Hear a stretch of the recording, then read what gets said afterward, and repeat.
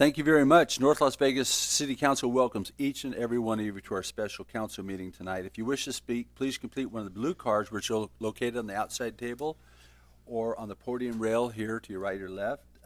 Please give the card to the city clerk, which is Barbara right here. And we call upon you to speak. We request that you limit your comments to no more than 3 minutes and you avoid repetition. Madam City Attorney, are we in compliance with the open meeting law? We are in compliance. Great. This is time set aside for public comment on posted agenda items. When I call your name, please come forward to the podium and state your name and address for the record. We ask that you limit your comments to 3 minutes. Bill Moss. Mr. Moss, are you here? Please come forward. Did you want to speak now, sir, or at the end?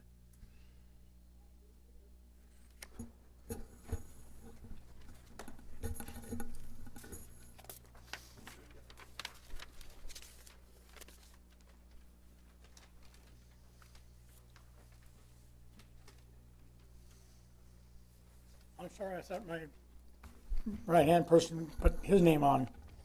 My name is William Moss. My office is at 4151 North Pecos Road, suite number 207, North Las Vegas. My only question is, I'd like to acquire a copy of, and how do I acquire a copy of? Sorry, I was half prepared. On page of the report, I'm sorry. Sir, would you like to wait until the presentations and then come back with Well, a couple all more I questions? want to know is how do I get a copy of this waste and water and waste management master plan, Okay. as referred to on this page? The gentleman behind you raising his hand, Randy Duvall, he is our director of that. All I He need to will know. get that for you, Thank you, Bill. sir. Thank you very much. Madam City Attorney, please read the first item under business. Okay.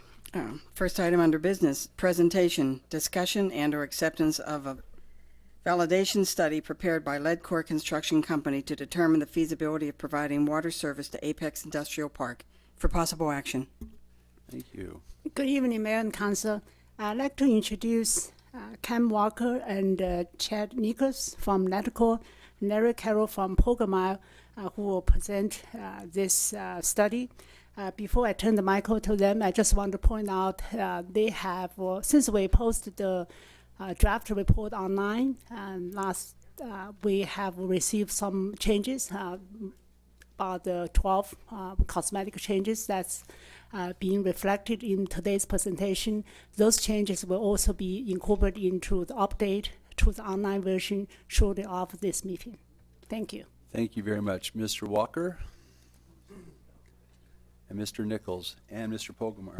Carol, thank you so much for being here this evening. Thank you, Mr. Mayor, and thank you for the chance to present at a special meeting.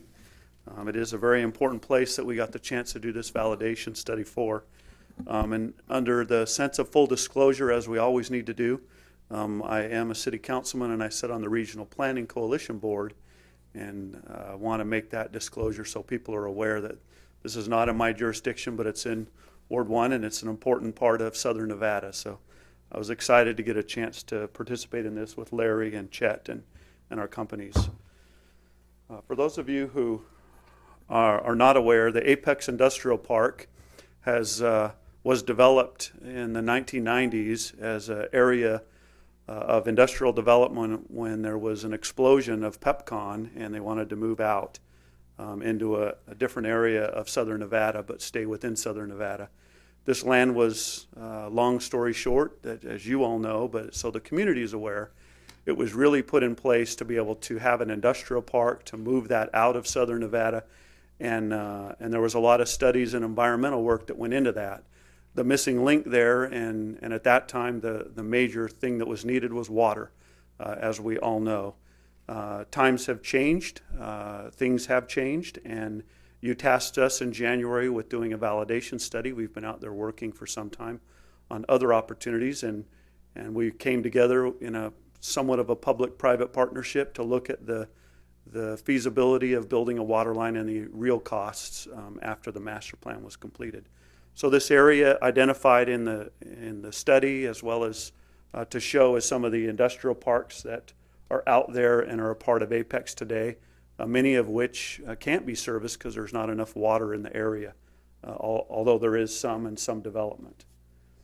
The water line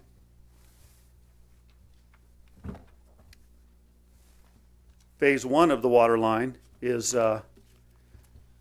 basically, to give you a quick rundown, and Larry, correct me, you're the engineer here. The connection point is down here in the far southwest corner near what is today the racetrack or the auto auction on that side of I-15. Near the auto auction, as you see here, the connection point would be. It's approximately a 15-mile pipeline, between 15 and 16 miles.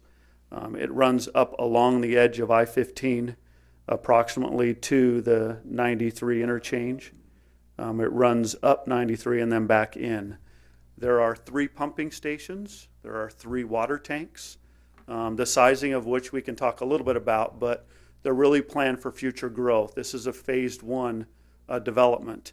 And the evidence of that is here on the next page, which shows specifically what would be serviced by those and approximately 5,000 acres of property. What we did, and as a background information, you as the city had the Brookings Institute do some analysis and look at some of the uses of Apex, the economic benefit that Apex can provide to this community through economic development. Likewise, Larry Carroll and Pogemeyer had already done the master plan for water and looked at water usage and looked at how much water will be used as acres get developed. So there was a lot of assumptions that were made and have been out there, and now they're put into the real cost of building the water line. So again, these are the areas that would be serviced or have the potential to be serviced in this phase one. And likewise, it would be easily expandable should development occur like we all think it will. The assumptions now are a little bit more specific from that earlier time. We now have project cost and budget, which includes design and engineering, the actual construction, which is approximately $100 million, as well as construction management and insurance and the other soft costs for overseeing the project. When we compare this to the master plan for the water line at Apex, so you're aware of it, a few things that are a little different as we've shared with the mayor, but so that you as the council are aware. There's approximately $15 million here for electrical. That's not identified in the previous master plan. It really recognizes the need for another substation and quite a bit of electrical improvements for the pumping stations, et cetera. The other thing in here is the Desert Tortoise. Again, the fencing for this is 170,000 linear feet of fencing to build a pipeline that long. So the Desert Tortoise permit is about a $3 to $4 million number. We actually take care of replanting vegetation like cactuses, some 1,200 cactuses. So now you've really gone into the nuts and bolts of what it would take for a contractor to come in and do this. And again, for reference, because some people have asked, we're not planning to be the contractor. We don't plan on building the pipeline at this time. We're just here as your program managers to look at how best to facilitate the financing and the construction of it. And if there's questions at any time, you're welcome to stop me. Another important element to this is the fact that your service area is not just North Las Vegas, it also includes areas of Clark County. So the 2 different shades there recognize Clark County's interest in this area as well as North Las Vegas for the service area that this pipeline could service. The yellow, just so you're aware, are the elevation points that are over 15% in grade, so they really wouldn't be serviced by the service line of water. It's a little bit hard to see. There's quite a bit of information, but now as we turn from Larry, who'll answer questions at the end, to Chet. Chet has a background in real estate development and did a lot of assumptions to try to make sure we're being conservative in how we're planning for this, but likewise recognizing that economic development encourages tax revenues generation as well as a repayment plan. So what we've done is we've taken 2 different scenarios. One scenario is based upon historical information and data. That's scenario 1, that's really just the inducement of a water line. And then scenario 2 looks at tax incentive zones, similar to what's happening in northern Nevada with Tesla and the economic development that's going on up there. It's recognizing that the tax incentives that can be created by developing an area of economic development.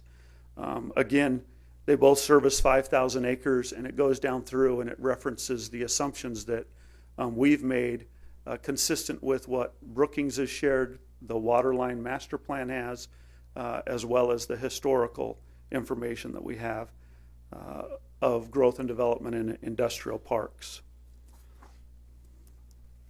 So what this means, when you look at absorption in an industrial park and looking at that historical information, the blue line is the normal growth rate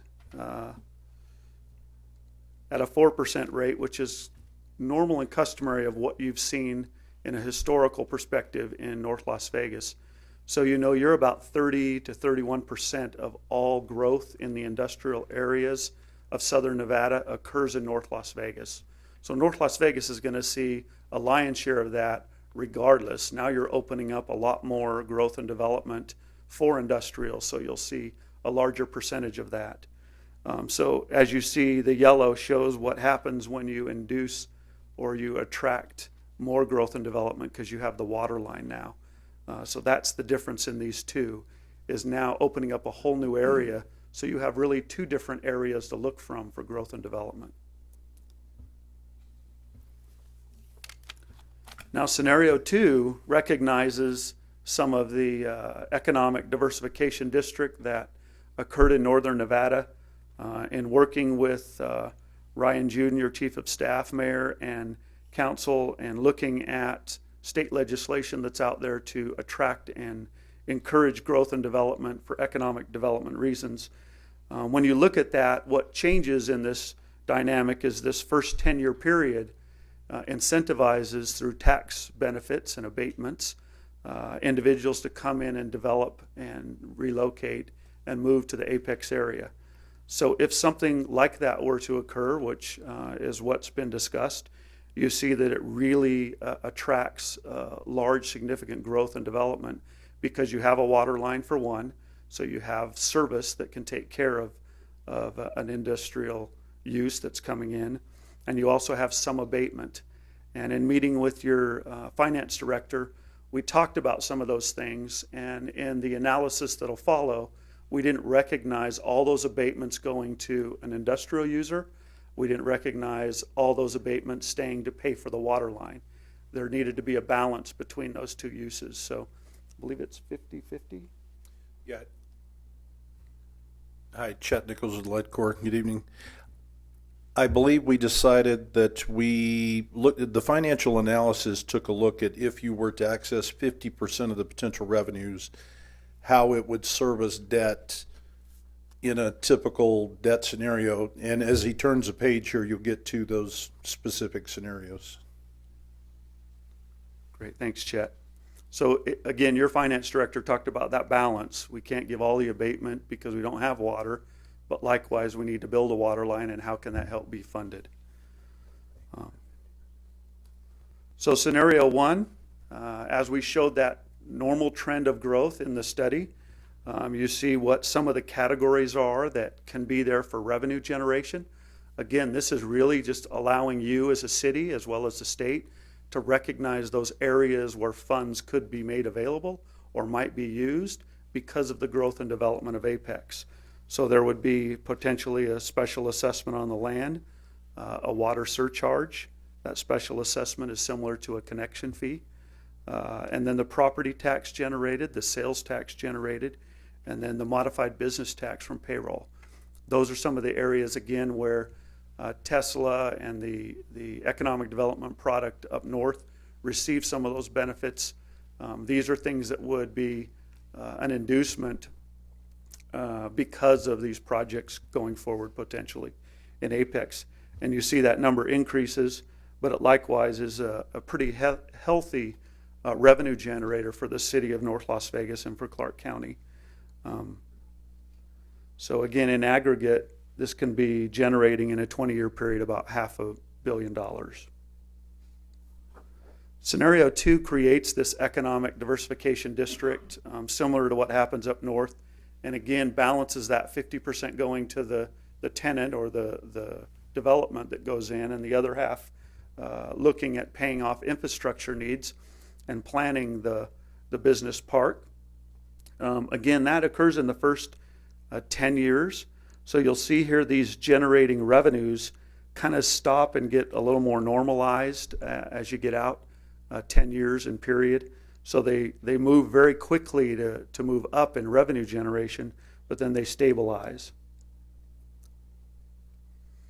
Again, in this scenario, it's a significant difference by over $1.3 billion that's generated in potential tax revenues and growth by the modified business tax, the sales tax, the property tax. And I think it's important to note that we got to see what Tesla and their application to the state put in for the sales tax on construction materials. We got to see that. We got to see their sales tax on new equipment, and we're extremely conservative by comparison to what those projects were. They were upwards of new equipment over $500 a square foot. We're at approximately $126 a square foot on the average. What does this mean for jobs? That's what it's really about in local government and in Southern Nevada, is making sure we continue to create jobs. So the baseline scenario 1, as we've put forward, creates in first year 816 jobs and an economic development of new payroll of $49 million approximately. And you see that continue to move forward. This means that the water line's there, and over the next 2 years as it's been constructed, you start to entice and enhance Apex, and you see growth and development start to occur, again at what your historical rates are. Nothing new and excited announced yet, but it's something that can really put forward in Ward 1. Scenario 2 deals with, again, that economic diversification district of some sort through state legislation, which I'll talk about in a moment. Again, this about doubles with 1,600 jobs and about $100 million in payroll taxes payroll that's seen out in the Apex area. So it truly will be a game changer in Southern Nevada when it comes to industrial growth and manufacturing growth and development. So again, with that backdrop, knowing what the construction costs are, what the real development costs are now that you're getting to that point, and different ways to potentially pay for it, with Chet's background in real estate and with some of our discussions, this gives you a broad sense of $160 million as a financed model on $143 million, so you have some capitalized interest and other reserves. Depending upon your interest rate, just to give you a sense of what the annual payments are. Again, this is really premature to say this is the deal, let's go. It's really to give you the tools to try to figure out a way for your community to continue to provide opportunities for growth and development, specifically to Apex. Again, if you're looking at a 6% interest rate, a 30-year note, it's about $11.5 million a year. Now when you take that and you look at the potential revenue sources again, you see that there really is a chance in scenario 1 and scenario 2 to figure out a way to pay back the $160 million. And that's really the goal and objective in our mind with this validation study, is to try to determine through scenario 1, if a water line was built and there wasn't those incentives out there, could it pay for itself? Is there a way?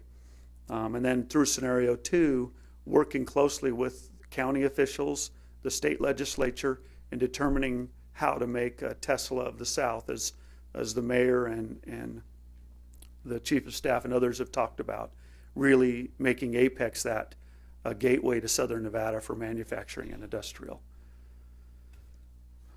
Those are the specific slides that I have in the study. I have it here, but it's really not as clear the way it printed, but it's a full breakdown of the earthwork and costs of the $100 million. So it's very evident where we went out and got subcontractor input and information, as well as our own expertise owning our own pipeline company as Ledcor. So with that, we're very excited because the next step to this is we did our analysis and our basis. If I go back to,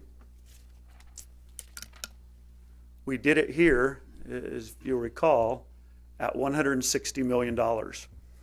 So 2 weeks ago, I had the privilege to go up and spend an evening with Ryan Juden and Marilyn Kirkpatrick, and got to spend an evening talking about the validation study and what you've tasked us with doing, and allowing her to think about the same things you now have to think about as a public body for your community.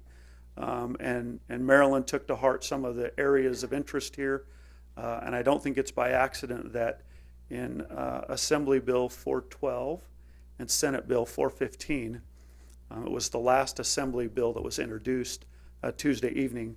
It's $160 million is specifically identified in that bill. So I think what that means is she listened, definitely, and she took a lot of notes and recognized the economic engine that Apex can be for Southern Nevada as well as for North Las Vegas. And she took a lot of the information here in preparing those bill drafts that will now be heard through the legislature. And I'm happy to answer questions in relation to that, or allow Ryan Juden to share a little bit about those meetings and what they meant as it relates to the validation study. Before you leave, Cam, because we might ask you to come up again also, Council, do you have any questions at this period of time? Seeing none, we will. I have one. Here we go, Mayor Pro Tem. So just help me out, because Yes, Councilwoman Wood. when you had your first map, you were kind of showing us where the nearest available water is, and then you were showing us Apex. So how far apart are those two locations?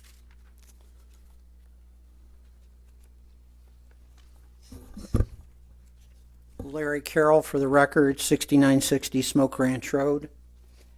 It's approximately 15.9 miles from, we're connecting at Hollywood Boulevard, just north of I-15, and we'll run all the way up to the northern part of the Apex Industrial Park along State Route, south of State Route 93.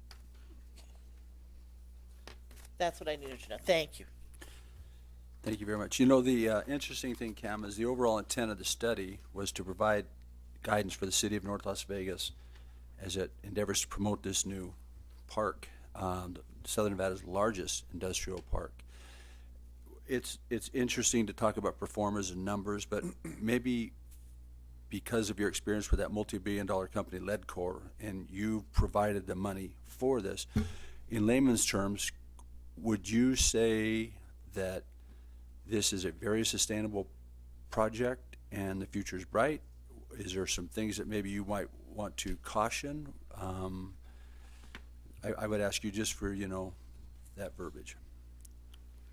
Thank you, Mr. Mayor. Again, Cam Walker. Yeah, I think the future is bright. I think you have laid the groundwork for enticing and looking at development opportunities in Apex. If you were to do something like Tesla is trying to do now, they're not going to be open for 2 years anyways. They've got that time to develop and build. If you show a commitment with the state legislature showing a commitment, you're really going to have people start to look at it from a different perspective. And, Chet, as well as myself and your finance director and Mr. Juden, we talked about the fact that the marketing, the master planning, Marilyn Kirkpatrick talked a lot about master planning, because you can't just say, okay, who's going out there and let's have all different uses.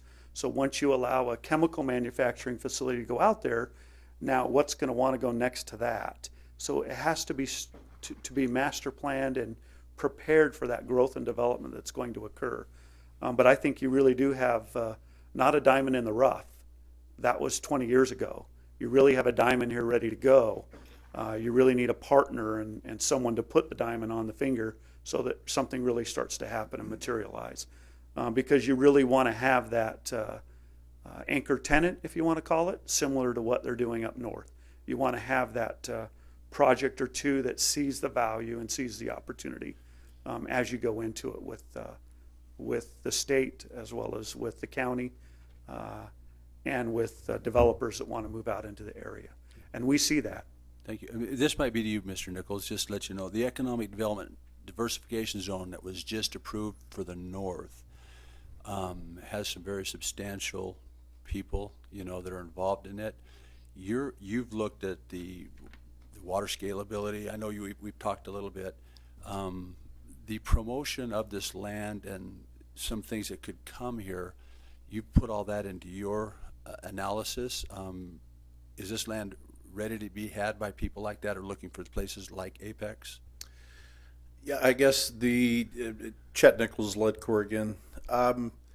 The definition of ready for various people is really broad. In my analysis, I consulted with a lot of esteemed associates I have, including some that you guys have consulted with before and others that you may not have heard of. And everyone had a different theory about how to approach the ideal uses. Some think the heavy chemical uses are antiquated, not necessarily true if you look at a lot of data out there.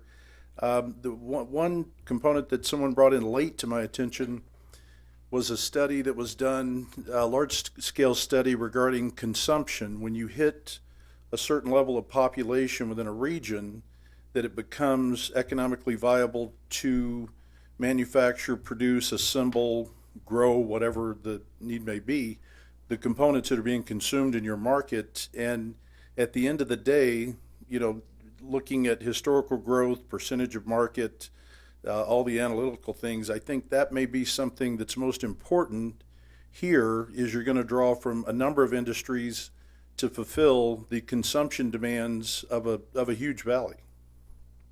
That's great. Well, Hopefully that answered your one of my goals is to see that we can absorb the workforce that is here that's not working yet in the construction industry and stuff like that. And so workforce development and bringing jobs to this area. When you mentioned those jobs, were that the jobs on site, but not the ancillary jobs that'll happen because of the Apex area? Yes. Or was that just on site jobs? Everything we spoke of in terms of revenues was direct from the project, the service area, jobs,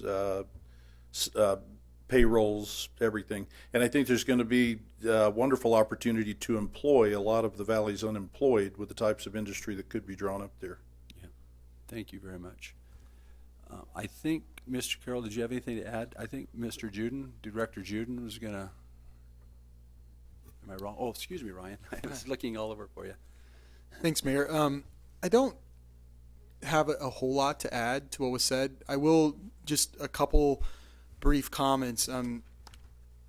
Cam was correct as far as everything that Minority Leader Kirkpatrick has been doing. I think it's important to point out the meeting we actually had with her. We were in her office till past 11 p.m. at night. It was actually her birthday. So, I mean, that's just kind of goes to show she's just such a workhorse, and she's really working hard with us. She's working hard with her colleagues to make sure that we are given every opportunity in this session to make Apex a reality. She's long been an advocate that has been talking about the necessity and the need to have a large-scale industrial project like Apex in the South, and that it's important that we invest in that, and she's been a stalwart advocate of that.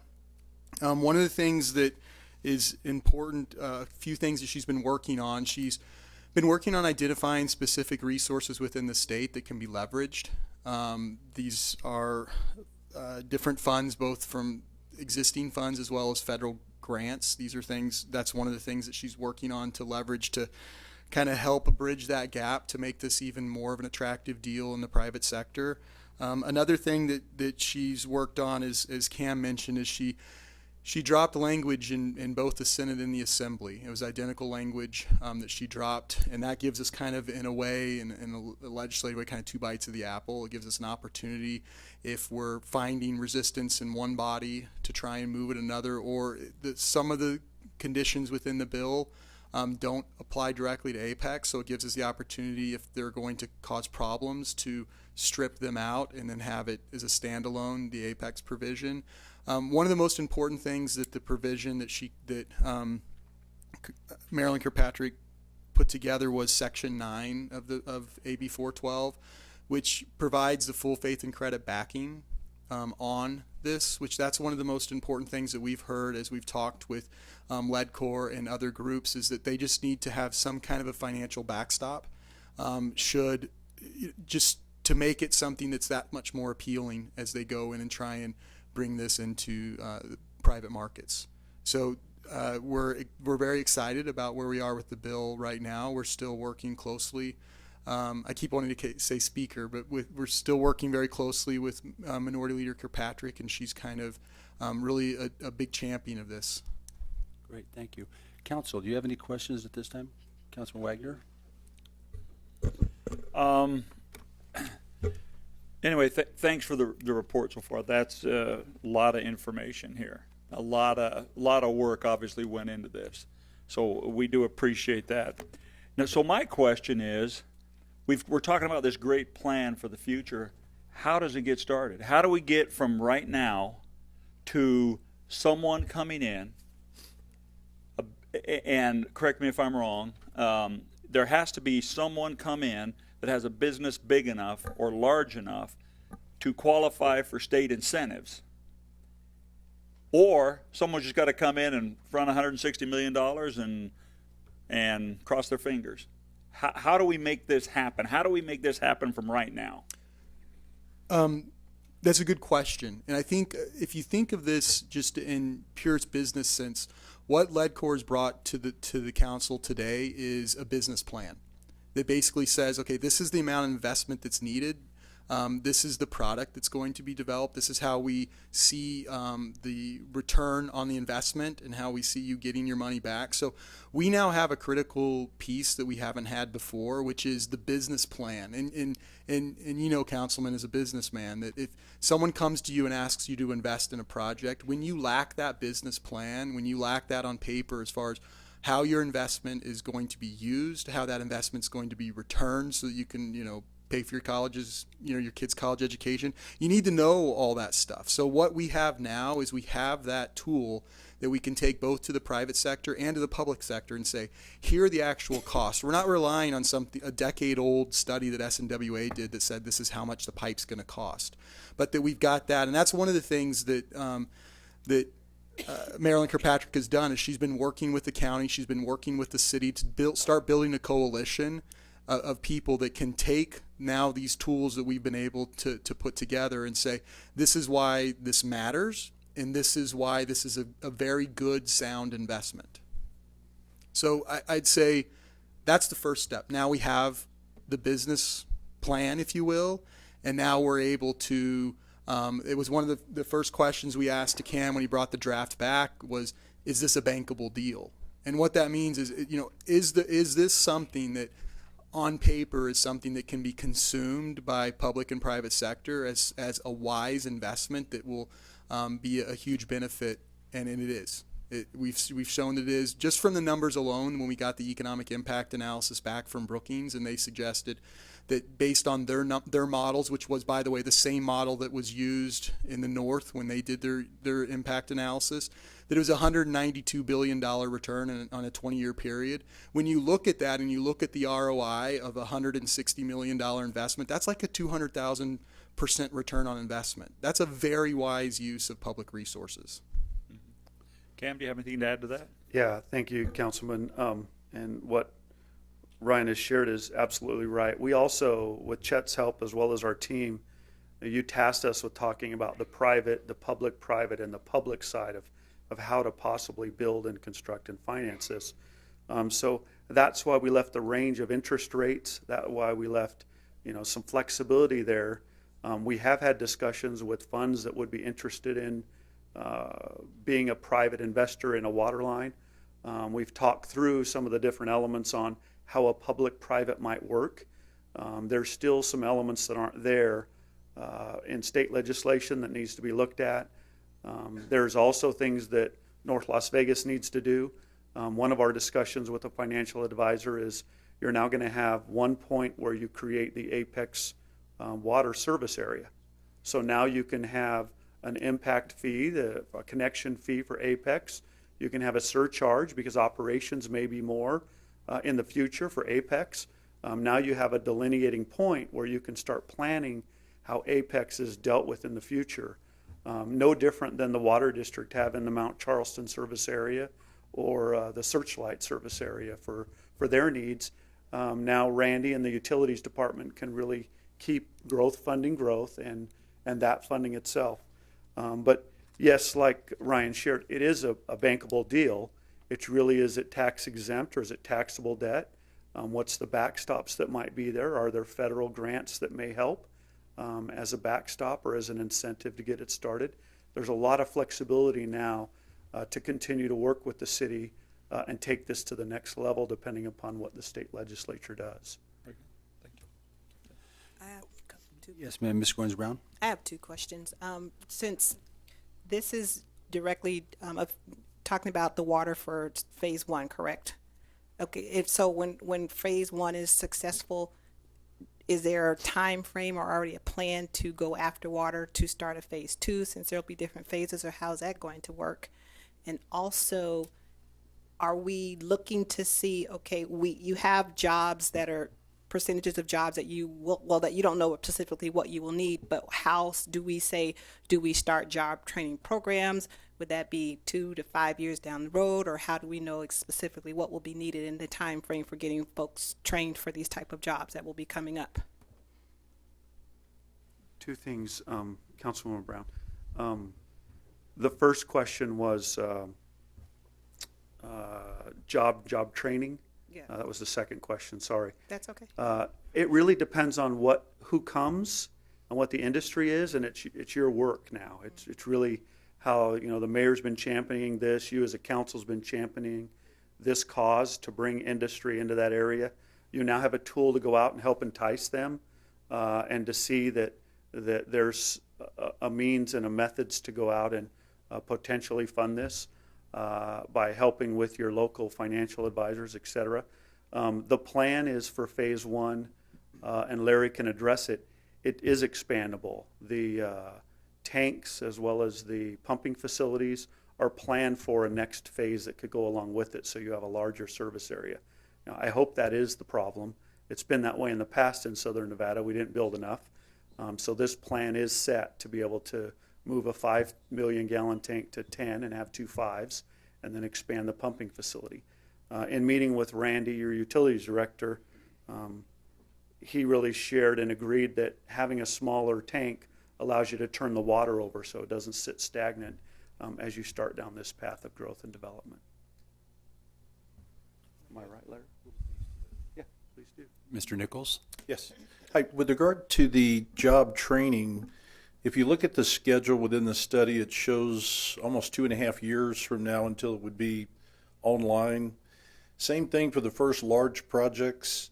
So the industries and specific users that would be coming online would be in 2.5 years ahead of time as well, and the job training would come commensurate with that, over that time period. Much like MGM starts hiring 2 years before they open a new casino. Hope that helps. Thank you. Interestingly, gentlemen, we are farther along than this, and most projects just get started. All the right-of-ways, easements and all that are complete now. Yes. It is just a matter of finding the funding structure that best works for the city, getting bids, awarding contracts, and getting to work, But Councilman Wagner, you did mention something about it came up in your answer about the Brookings Institute, and Rob Lang will be here at the next city council meeting, so that then again he can bring some of the economics of the workforce development and some of those kind of things that you guys are questioning about. So I appreciate you bringing those questions up early. The interesting thing is this is no real difference than BMI was out at Henderson, Basic Magnesium or whatever. Basic Management, Inc. Basic Management Inc. that thrust Henderson into the national spotlight. and allowed that town to grow to be the wonderful, wonderful community it is now. I see that happening also for the city of North Las Vegas. You know, as we get moving along, I look at Henderson, Clark County, Las Vegas, and those areas. They are a boutique compared to us. They have unique things, unique opportunities, and things available to them. But I really think that North Las Vegas is going to be the breadbasket of all the future opportunities to diversify in this economy. And I'm very, very excited about this. Your information that you gave us today was tremendously helpful for us now to be able to take this out to public-private partnerships, to source provide, suppliers of money, to Wall Street. This is validating exactly what was foresaw many, many years ago. And so we appreciate you for this, and we will definitely use this to market this new water line. Did you guys have anything else that you wanted to offer? If I might, Mr. Mayor, thank you. It was a pleasure to do the validation study. It's one piece as we head down this path. Again, be careful. This is, has some assumptions in it. There is disclaimers in it. There are changes that occur in the economy all the time. But likewise, I think we've done a good job of looking at and staying conservative in what we've put forward to you today. And, we're definitely want to be there to share with you that we'll make sure it's done right. We'll make sure that the line is built to your standards, and look at the public-private, or public scenarios with your financial advisors and with your various revenue streams that would come from this development. So thank you for allowing us to do that. Thank you, Director Jude. And I will tell you this: I know you're up at the legislature right now. That these two bills will meet as a cross houses to be discussed. If you would keep us apprised of any amendments and things like that, would be great. It's wonderful to know that SB 1 happened in such a divine way that could help Southern Nevada also. And we want to work with our partners up north as they are able to repair their economy, what this will mean to the south. So we're looking forward to working with the legislature. I got a call from the governor when this happened, and I let him know that we qualified for this. And I've still got the text on the voicemail on my phone saying, congratulations, we're glad other people were able to participate in this bill. So we're very, very excited about this. We have a lot invested in this community, and I'm looking forward to hearing more about this as time goes on. Council, any more comments? Councilman Brown? Not so much a question. I was just thank you for all your hard work. Of course, Larry, you and your group, and that gentleman from LedCorp. Again, this is exactly the right project, I think, at the right time. I was really happy that just last Friday I was on hand for an opening of a small restaurant here in our fair city. We know that, of course, the economy of our valley is coming back, not so much in leaps and bounds, but in small little steps here and there. And again, I also want to thank, of course, Assemblywoman Kirkpatrick with all the work that she's done. I think she's going to be our main line of advance on this. Again, this means a lot, I think, to Ward 1. It means a lot to our city. And I really can't wait to be there for the first ribbon cutting. I'll bring the really big shears. Thank you so much. Thank you very much, Mayor Pro Tem. I too wanted to thank you, Mr. Carroll, Mr. Nichols, Mr. Walker, because obviously there's a lot of work that has gone into this, and it's going to take the council, I think, a little while to absorb all of this, but we'll get through it. But it's obvious a lot of work has gone into this, and we really appreciate your efforts on behalf of North Las Vegas. So thank you very much. And I too, Ryan, if you can pass on our thanks to Minority Leader Kirkpatrick. She has been a longtime supporter and resident of North Las Vegas, and we know she works very hard for us every day, and let her know how much we appreciate her most recent efforts. Can you get us a link or a copy so that we can have access to the bill that she's dropped? So, perfect. So thank you very much to you and your efforts, and Mayor and Ryan, you guys came up with a great idea, and North Las Vegas will forever be indebted to you, and the more that we can get this off the the planning stages and into reality, North Las Vegas will be doing very well. Or with the League of Nevada League. What's your title? League of Cities, Nevada League of President. Cities. We've got some power up there, so we're excited. Council, if there's no more comments or questions on this item, as amended, I would take a motion. Move, Move to I can accept this, and we're going to go to public comment. So let me accept the report first. I move to accept the report Thank you. Please cast your vote. as amended. As amended, yeah.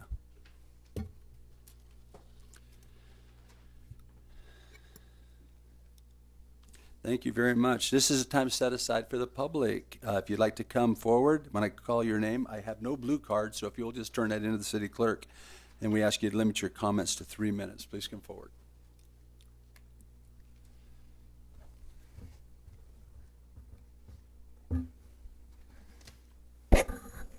While we're waiting, I just want to acknowledge Larry Griffith, Teamsters 14, in the audience today, and just looking around for people of significance who are following this bill. Thank you for being here, Mr. Griffith. Good evening, Mayor, City Council, Attorney Bruce Gale, 830 Las Vegas Boulevard South, Las Vegas, Nevada 89101. I just want to be very brief. I want to comment regarding Councilman Wagner's question about how this is going to be paid, and then Mayor Lee's two magic words that I was glad to hear. Those two words were Wall Street. I am in preliminary discussions, very early preliminary discovery discussions with a major Wall Street firm regarding the possibility of doing a public offering on a real estate investment trust involving medical marijuana. Wall Street is very interested in this issue, and so that might be the way to fund this with a public-private partnership. And I just wanted to mention that. Thank you very much, Bruce. Nice to have you here this afternoon. Thank you. Next, David Brown. Please come forward, and thank you for being here. Good evening, Mayor and Council. David Brown, 9910 West Cheyenne, here on behalf of the Apex owners. We were having a discussion earlier today, and you looked at my tie and you said I really needed to have a power tie. And so I'm kind of a sensitive guy, so I went back and I pulled up Google just to see what Google said about a yellow tie. And yellow tie represents someone that wears it as against the norm, not of the establishment, outside the box thinker. The wearer wants this positive and optimistic energy felt by others. And so I got to thinking that really represents what North Las Vegas is here and what they've done with this new regime. And so I did bring you a yellow tie, Mayor. Oh, God. Because I think there's I honestly think you should be wearing a yellow tie right now. Do appreciate that. No, but seriously, I just wanted to come forward and say a few words on behalf of the Apex owners. We truly stand to benefit just as much as the city and Southern Nevada does in this situation. I want to thank everyone that spent time on the Apex Industrial Park project. First and foremost, obviously, the mayor and city council. Your visionary leadership is sure to be a success in Apex Industrial Park, and not only you're going to be home to hundreds of new businesses, but those businesses are going to create thousands of new jobs, as evidenced by the study. When we petitioned for annexation 8 years ago, yes, I said 8 years ago, into the city of North Las Vegas, we did so believing that we were going to be in a business-friendly environment. Never did we imagine, as owners of the Apex Industrial Park, it would be the single most important decision we ever made. This Apex Industrial Park is largely set dormant since 2001 because of the cost and the immeasurable amount of the insurmountable amount of funding that it would take to bring water, power, and sewer to the site. This new private-public partnership or public funding venture, whatever it is going to allow this region to be what it was always intended for, the biggest industrial park in Southern Nevada. I also want to thank, obviously, your North Las Vegas staff. They worked tirelessly on Apex over the years. Pogemeyer and Ledcor have definitely put in time, and we very much appreciate that. Last but not least, I want to thank Assemblywoman Kirkpatrick. Her veteran leadership and belief in Apex and North Las Vegas will be the difference in this project, I believe. Again, we truly appreciate all the effort and time that you've invested in Apex, and we're ready to carry this momentum that you have created into the next phase of developing Apex. Thank you. Thank you. I get a lot of credit for being desperate. You know, this was the greatest piece of real estate in the Southwest. We were very fortunate to have it here.